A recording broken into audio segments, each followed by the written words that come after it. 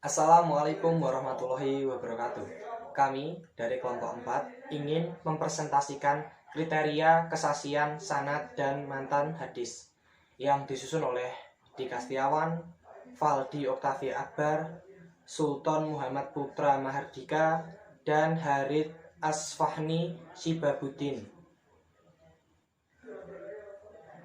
Mari kita ketahui bersama bahwasanya bukan hanya Al-Quran yang menjadi sumber ajaran Islam satu-satunya, namun juga terdapat hadis yang menjadi sumber ajaran Islam kedua. Dalam ekspedisi penelusuran dan pengumpulan hadis, para ulama bertujuan untuk mengumpulkan hadis semata, namun juga mengadakan penelitian terhadap hadis-hadis yang telah ditemui agar dapat mengidentifikasi serta dapat mengelompokkan hadis palsu dan hadis yang asli. Dari uraian di atas yang menjadi inti pembahasan pada tulisan kali ini, yaitu kaidah-kaidah kesaksian sanad dan mantan hadis, serta pendekatan dalam pengembangan kaidah kesaksian sanad dan mantan hadis. Pengertian hadis. Istilah hadis pada dasarnya berasal dari bahasa Arab, yaitu al-hadis, yang artinya adalah perkataan, percakapan, ataupun berbicara. Jika diartikan dari kata dasarnya, maka pengertian hadis adalah setiap tulisan yang berasal dari perkataan ataupun percakapan Rasulullah SAW dalam terminologi agama Islam sendiri. Dijelaskan bahwa hadis merupakan setiap tulisan yang melaporkan ataupun mencatat seluruh perkataan, perbuatan, dan tingkah laku Nabi Muhammad. Sanad. Sanad menurut bahasa adalah al-mu'tamad, yang berarti sandaran atau tempat bersandar. Sedangkan sanad menurut istilah adalah jalan yang menyampaikan kepada jalan hadis. Penggunaan sanad sudah dikenal sejak sebelum datangnya Islam. Akan tetapi mayoritas penerapan sanad digunakan dalam mengutip hadis-hadis nabawi, yaitu segala hal yang disandarkan itlafah kepada Nabi S.A. Pengertian matan.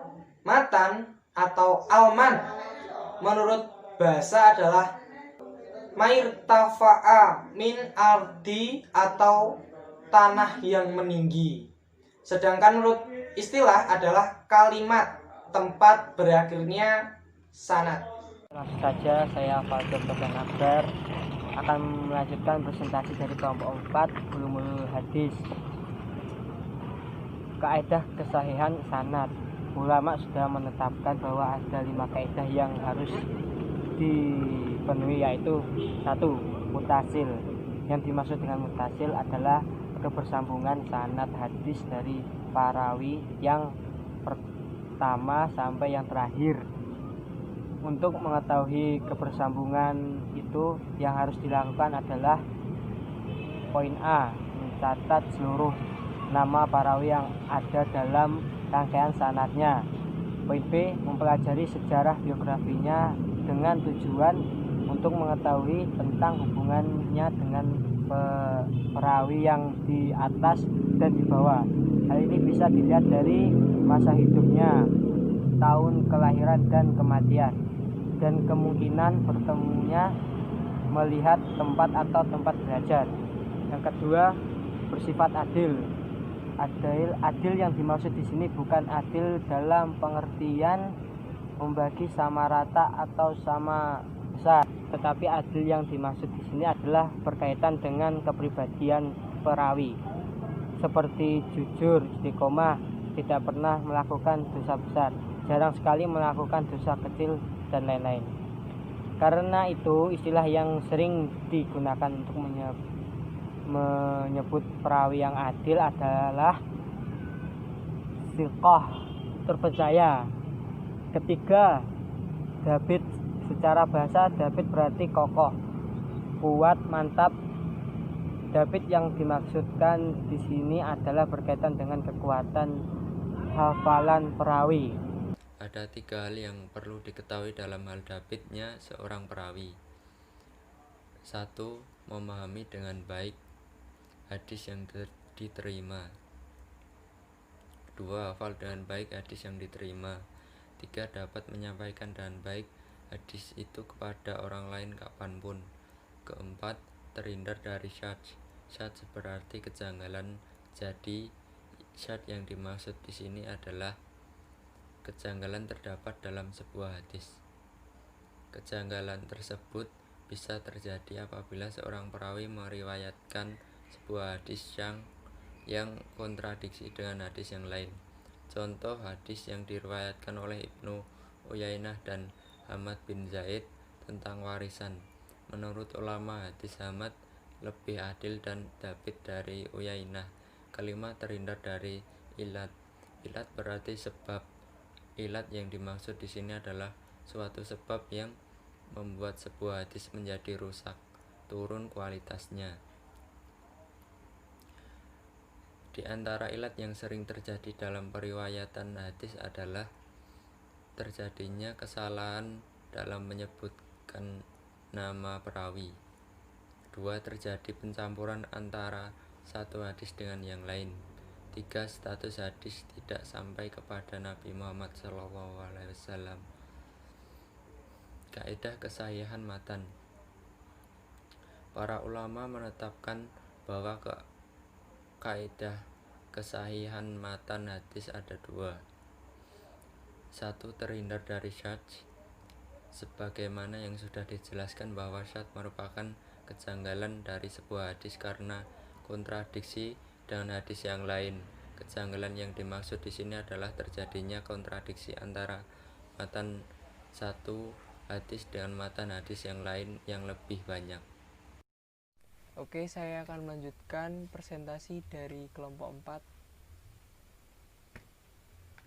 4. Tanda-tanda matan hadis yang mengandung kejanggalan dapat dilihat dari 4 hal.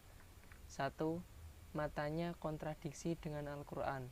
2. Matanya kontradiksi dengan hadis mutawatir. 3. Matanya kontradiksi dengan akal sehat. 4. Matanya kontradiksi dengan sejarah. Contohnya, hadis tentang kutukan malaikat terhadap istri yang menolak berhubungan seks atas ajakan suaminya. Hadis ini secara implisit kontradiksi dengan petunjuk Al-Quran. Kedua, terhindar dari ilat. Sebagaimana yang dijelaskan sebelumnya bahwa ilat merupakan sesuatu yang menyebabkan hadis menjadi rusak nilainya. Di sini yang rusak adalah matan hadis. Salah satu sebabnya adalah jika terjadi kesalahan dalam menyebutkan matan hadis, seperti bercampurnya antara satu hadis dengan hadis yang lain, atau terjadi menghilangan sebagian matan hadis. Contohnya, hadis tentang wanita sebagai sumber kesialan atau malapetaka. Kesimpulan, dalam menetapkan kesahihan suatu hadis butuh dikoreksi lewat kaidah sanad dan matan hadis. Dalam kaidah suatu sanad maupun matan dibedakan ataupun wajib sanggup mencakup 2 kaidah, ialah faktor mayor maupun faktor minor dalam keduanya. Suatu sanad haruslah penuhi kriteria kesahihan antara lain dilihat dari kaidah mayor minor, yakni sayatnya bersesambungan segala peristiwa dalam sanad, yakni dihapit segala periwayat dalam sanad, yang ini adil, sanad bebas, dan syuzu, sanad bebas dan ilat.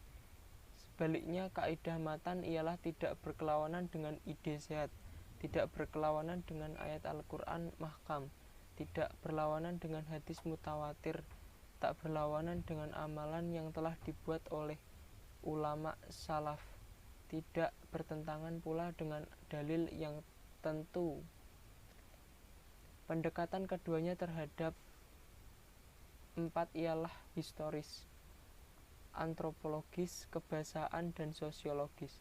Setelah itu, dalam pelajari sanad serta matan, wajib memikirkan kaidah mencari biografi perawi, mengulas keadilan serta kelibatan perawi, mengulas kemutahilan sanad yang bersambung, mengulas syadz serta ilat, mempelajari matan dengan memandang mutu sanadnya, mempelajari lapisan matan semakna, mempelajari isi matan.